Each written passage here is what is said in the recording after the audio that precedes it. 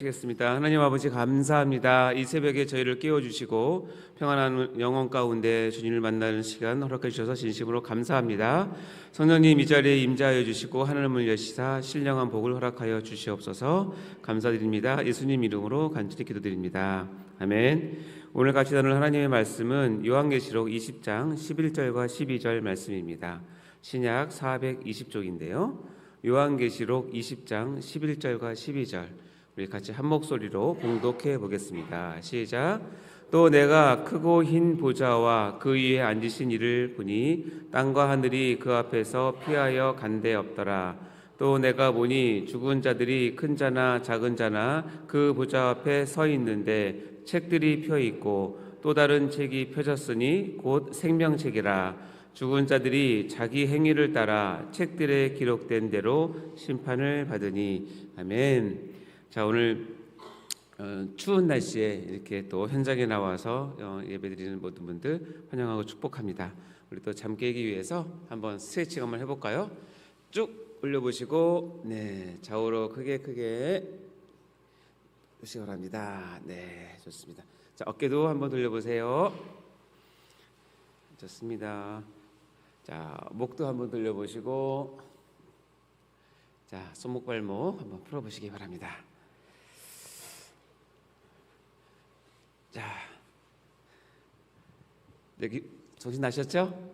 네, 우리 같이 하나님 말씀 앞에 같이 서도록 하겠습니다. 자, 우리는 지난 시간 요한계시록 20장을 쭉 보면서 예수님의 초림과 재림 이 사이가 교회 시대이고 이것이 예수 그리스도와 함께 천년 동안 왕노릇하는 그 천년왕국의 시기임을 배웠는데요. 그러다가 이 최후의 심판이 있기 전에 성경에 의하면 마지막 사탄이 노임을 받아서 풀려나서 최후의 발악을 하지만 하나님의 전적인 개입으로 사탄과 짐승과 거짓 선지자가 지옥불에 던져지게 된다는 것을 지난 시간에 같이 나누었습니다. 그 후에 또 반드시 있게 될 것이 뭐냐면 바로 오늘 같이 나눌 최후의 심판, 즉 백보자 심판이라고 하는 것입니다. 그래서 오늘은 계시록 속의 예수님 이야기 시리즈 19번째 시간으로 설교의 제목은 계시록 20장 백보자 심판 새 출발 환승역입니다. 제목이 재밌죠? 한번 같이 읽어볼까요? 시작. 계시록 20장 백보자 심판 새 출발 환승역입니다. 자, 성경 곳곳에서는 하나님의 이 최후의 심판을 분명하게 얘기하고 있습니다. 대표적인 말씀은 히브리서 9장 27절 말씀인데요. 읽어볼까요? 시작. 한 번 죽는 것은 사람에게 정해진 것이요 그 후에는 심판이 있으리니. 이 말씀 굉장히 유명한 말씀입니다. 한 번 죽는 것은 사람에게 정해졌다. 이것은 꼭 기독교가 아니라 다른 종교 아니면 모든 철학자들, 모든 인간들은 인정합니다. 사람은 모두 죽는다. 제가 뭐 예언의 은사는 없지만 제가 예언을 하자면 여러분 다 죽습니다. 그렇죠? 죽습니다. 이게 아니라 죽습니다. 근데 그 다음 말은요. 그 후에는 심판이 있다는 말은 어느 누구나 믿지 않습니다. 어느 종교도 이야기하고 있지 않고 철학은 더더욱 언급할 수 없고 오직 기독교만이 그 후에는 심판이 있다는 이 진리를 믿습니다. 여러분 믿으시죠? 이것은 진리인 것입니다.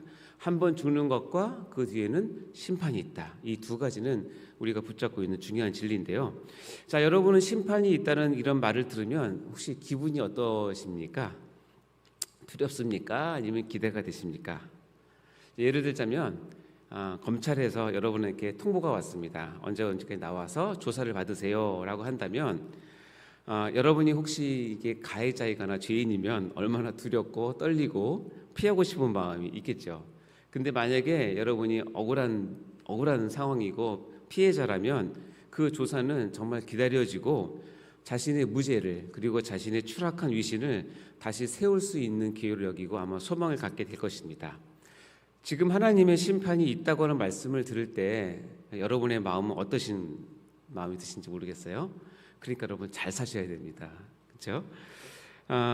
그런 계시록에는 이 심판을 어떻게 우리에게 알려주고 있는지를 보는 것이 오늘 말씀인데요.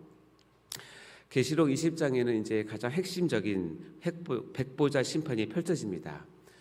성경에서 이 최후의 심판을 이렇게 자세히 그리고 분명하게 보여주는 것은 이곳 말고 없다고 보시면 거의 맞는데요. 크고 흰 보좌 앞에서 모든 인류가 서게 된다고 되어 있고요. 하늘과 땅도 그 앞에 간 곳이 없다고 할 정도로 하나님과 여러분이 단독자로 서는 아주 엄위한 순간인 것입니다. 먼저 본문을 한번 보도록 할까요? 계시록 20장 11절 말씀인데 읽어보겠습니다. 시작. 또 내가 크고 흰 보좌와 그 위에 앉으신 이를 보니 땅과 하늘이 그 앞에서 피하여 간데 없더라. 자, 여러분, 최후의 심판을 왜 백보자 심판이라고 할까요? 오늘 방금 읽은 이 본문 말씀에 의하면 심판이 벌어지고 있는 자리를 묘사할 때 크고 흰 보좌라고 얘기합니다. 그래서 흰 보좌, 그래서 백보자라고 이제 부르는데요. 그런데 이 크고 흰 보좌에 누가 앉아 계실까요? 혹시 여러분이 아시는 분이십니까? 아니면 생면부지 한 번도 못 본 다른 분입니까? 여러분은 각자 나의 최후의 심판을 하시는 분이 아시는 분이었으면 좋겠습니까? 아니면 전혀 모르는 사람이었으면 좋겠습니까? 이것에 대한 성경은 이렇게 얘기하고 있는데요. 요한복음과 사도행전에 그 흰 백보좌에 누가 계신지를 분명하게 얘기하고 있는데 요한복음 5장 22절 먼저 한번 읽어볼까요? 시작.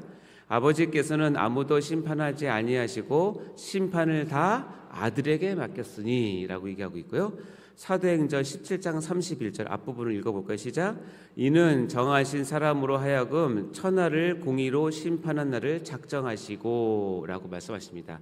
이 두 구절뿐만 아니라 여러 군데에서 이 백보자의 심판주가 누구라고 얘기하고 있냐면 바로 우리가 그렇게 보고 싶고 평생 믿고 따라다녔던 그분, 바로 예수님이 이 백보자 심판의 심판주로 서신다는 것을 밝히고 있습니다. 자, 이것을 알게 되니까 기쁘시죠? 마음이 놓이십니까? 여러분 잘 아시는 분이 백보자 심판의 심판주로 계십니다.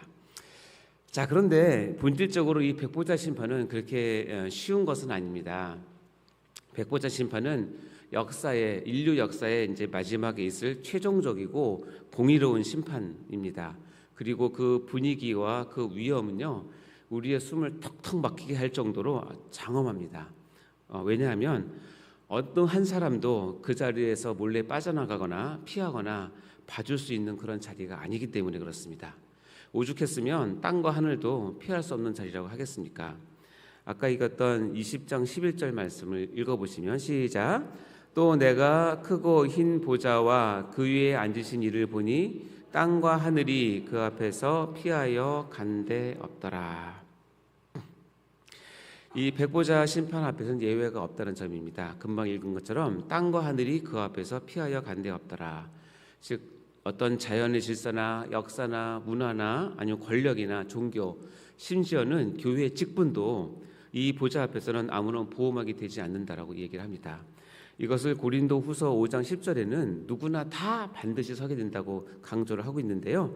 고린도후서 5장 10절 말씀 읽어볼까요? 시작. 이는 우리가 다 반드시 그리스도의 심판대 앞에 나타나게 되어 각각 선악간에 그 몸으로 행한 것을 따라 받으려 함이니라. 여기 보면 이 백보자 심판은 하나님의 공의와 은혜가 완전히 드러나는 최고의 심판 자리인데 여기 읽은 것처럼 우리가 다 반드시 누구나 다 그 앞에 선다고 되어 있습니다. 그러니까 모든 사람이 그 앞에 선다는 사실을 여러분 꼭 기억하시면 되고 저와 여러분도 예외가 아니라는 사실을 기억해야 할 것입니다.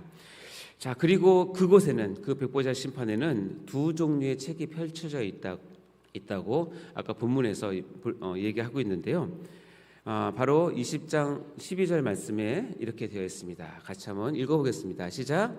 또 내가 보니 죽은 자들이 큰 자나 작은 자나 그 보좌 앞에 서 있는데 책들이 펴 있고 또 다른 책이 펴졌으니 곧 생명책이라. 죽은 자들이 자기 행위를 따라 책들에 기록된 대로 심판을 받으니. 자, 여기 보면 책들로 표현하는 것과 책으로 표현하는 두 종류의 책이 백보자 심판대 앞에 저와 하나님 앞에 두 책이 펼쳐져 있다라고 묘사를 하고 있습니다. 자, 그러면 볼까요? 백보자에 있는 두 종류의 책은 첫 번째는 행위가 기록된 책들입니다. 복수로 되어 있죠. 자, 이 책들은 우리가 세상에서 행한 모든 일, 심지어는 아무도 모르게 했던 말과 여러분의 마음의 동기까지 낱낱이 다 기록되어 있다고 합니다. 하나님은 공의로우신 하나님이시기 때문에 우리의 삶을 그렇게 결코 가볍게 넘기지는 않으십니다. 이 행위들에 기록된 것을 바탕으로 해서 하나님은 한 사람도 예외 없이, 심지어는 죽었던 사람들조차도 부활시켜서 백보자 앞에서 그 행위대로 심판을 하시는 것입니다. 그 책들에 기록된 대로 말이죠. 그래서 요한계시록 20장 13절은 이 장면을 이렇게 묘사하고 있습니다. 읽어볼까요? 시작. 바다가 그 가운데서 죽은 자들을 내주고 또 사망과 음부도 그 가운데서 죽은 자들을 내주매 각 사람이 자기의 행위대로 심판을 받고. 놀랍지 않습니까? 이 행위에 적힌 책들을 통해서 우리가 심판을 받게 되는데요. 이 책들은 오늘도 기록되고 있다는 사실을 아십니까? 아마 여러분이 오늘 하루를 다 살고 잠자리에 들어갈 때쯤 되면 우리의 하루 동안 했던 모든 행위가 빼곡하게 기록되어서 하나님 나라의 전송이 됩니다. 그렇게 올라간 나의 오늘 하루의 행위는요, 그 기록된 것은 다시 불러올 수도 없고 취소시킬 수도 없고 삭제할 수도 없습니다. 그리고 나서 이렇게 기록된 것은 바로 백보자 심판대 앞에서 그 책들이 펴지는 것입니다. 그러니 오늘 하루는 말이죠, 내가 백보자 앞에 서는 바로 그 종말인 것입니다. 종말은 미래에 다가오는 것이 아니라 내가 오늘 살아버린 하루하루, 한 시간 한 시간이 하나님 앞에서 모두 기록되는 종말이 되는 것입니다. 따라서 종말을 준비한다는 것은 내가 죽기 직전에 잘 살아야지 하는 것이 아니라 하루하루를 종말 신앙을 가지고 하나님 앞에 사는 것처럼, 즉 코람데오의 삶을 사는 것을 종말 신앙이라고 얘기한다는 것입니다. 여러분 잊지 마십시오. 오늘 하루하루가 하나님 앞에서 기록된다는 사실을 잊지 마시기 바랍니다.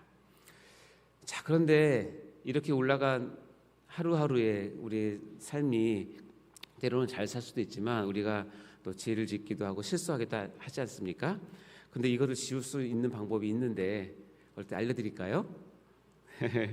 여러분이 새벽기도 용사분들이랑 제가 특별히 서비스를 해드립니다. 바로 뭐냐면 그렇게 기록된 되돌릴 수 없는 그것을 지울 수 있는 방법은 바로 회개입니다. 회개. 나의 잘못된 행실이 생각나시면요, 하나님 앞에 바로 진심으로 회개하시면 그 기록된 내용이라 할지라도 그 위에 예수님의 보혈의 피가 묻히게 됩니다. 그리고 그 내용을 덮습니다. 그러면 하나님은 그것을 못 보십니다.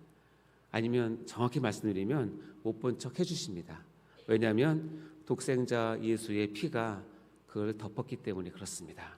이 얼마나 감사하고 감격스러운 이야기입니까? 그럼 이제 두 번째 책이 있습니다. 두 번째 책은 단 한 권의 책인 생명책, 단수로 되어 있는데요.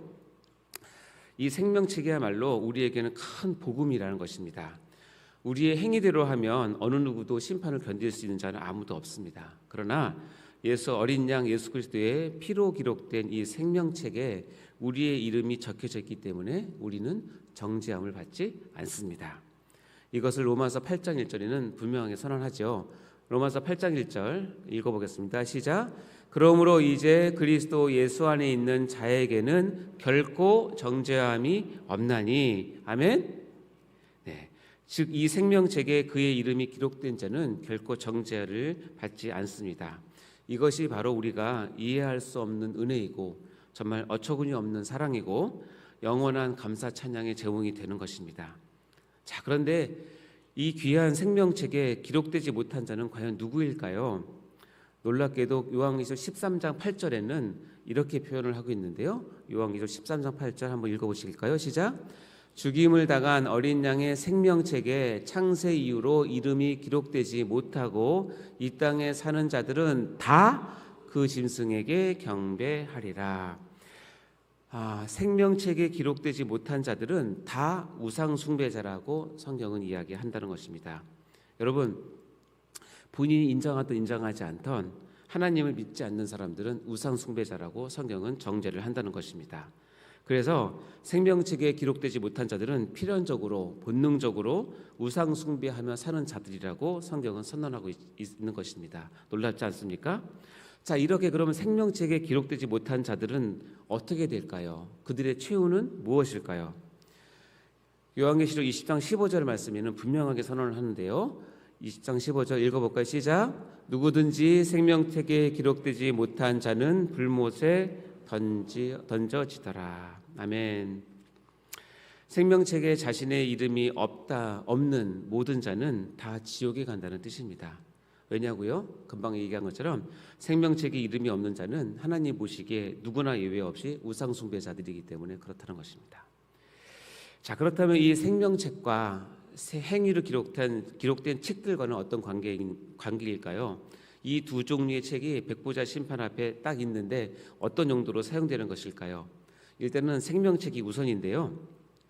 이거를 정리하자면 이렇습니다. 개역수는 이렇게 얘기하고 있습니다. 한번 읽어보겠습니다. 앞에 있는 거 시작. 생명책에 기록되었는데 행위 때문에 구원받지 못하는 사람은 없습니다. 반면에 행위가 좋아서 생명책에 기록되는 사람도 없다는 것입니다. 이것이 둘과의 관계입니다. 자, 생명책에 기록되는 은혜를 입은 자들, 즉 우리처럼 구원받은 성도들은요, 행위에 기록된 책들을 내용을 바탕으로 해서 하나님께서 상급을 받을 것입니다. 즉 백보자 심판은 성도들에게 정죄의 심판이 아니라 그의 의를 드러내는 심판이고 동시에 상급을 받는 평가가 되는 심판이라는 뜻입니다.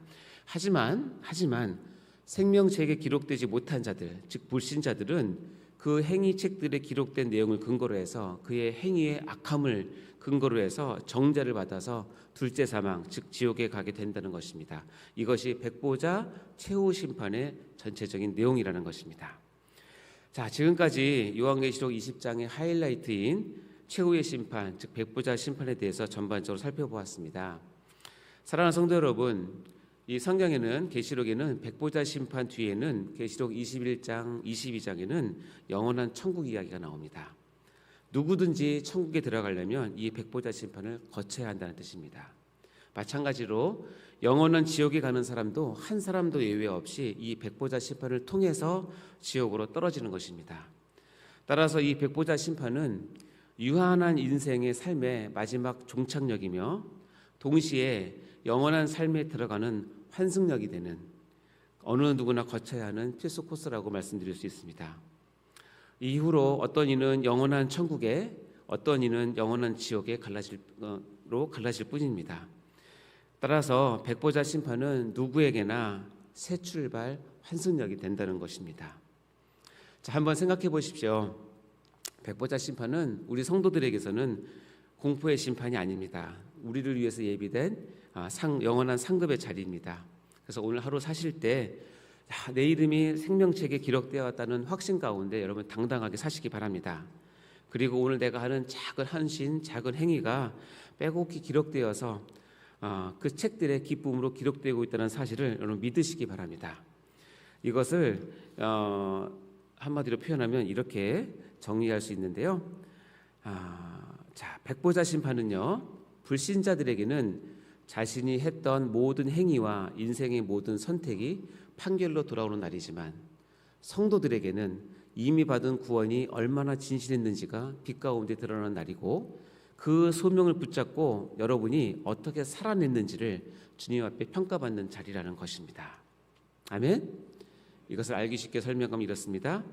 같은 법정, 같은 판사, 같은 판결의 날이지만 의인에게는 상급을 나누는 날이고 죄인에게는 형을 선고하는 날이다라고 이해하시면 된다는 것입니다.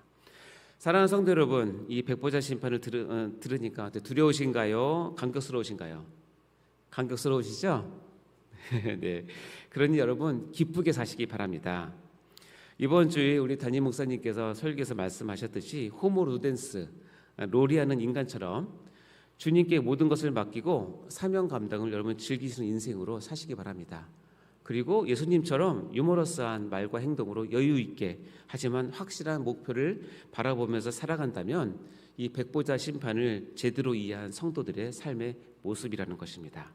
여러분, 백보자 심판이 두려움이 아니라 나의 평생의 소원이자 감격이자 위로의 자리가 다 되시기를 주의 이름으로 간절히 축원합니다.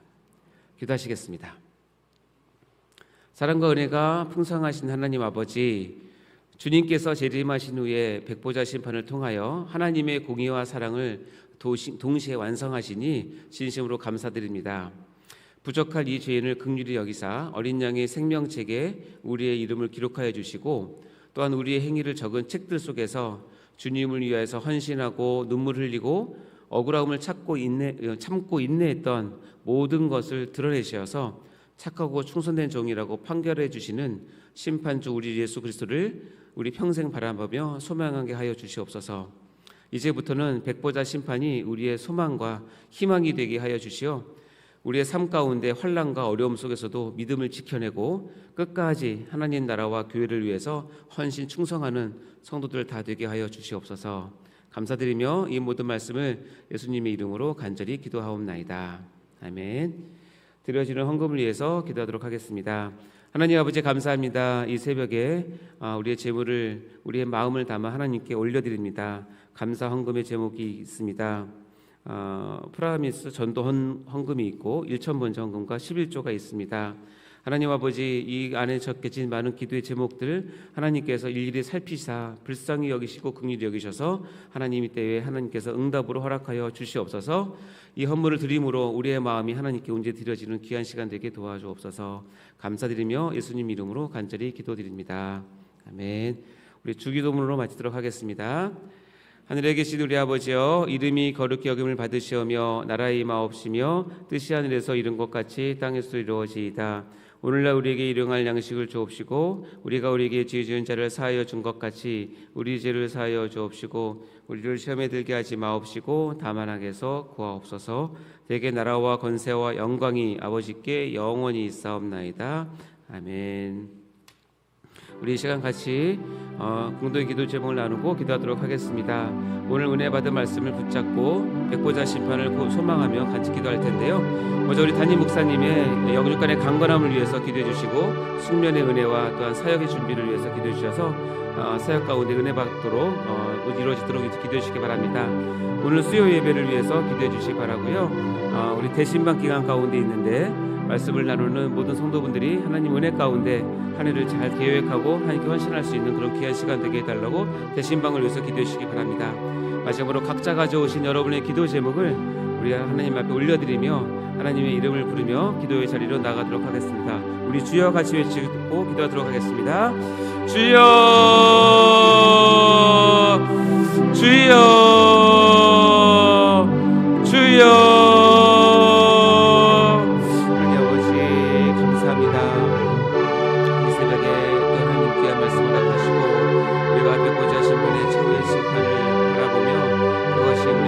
소망이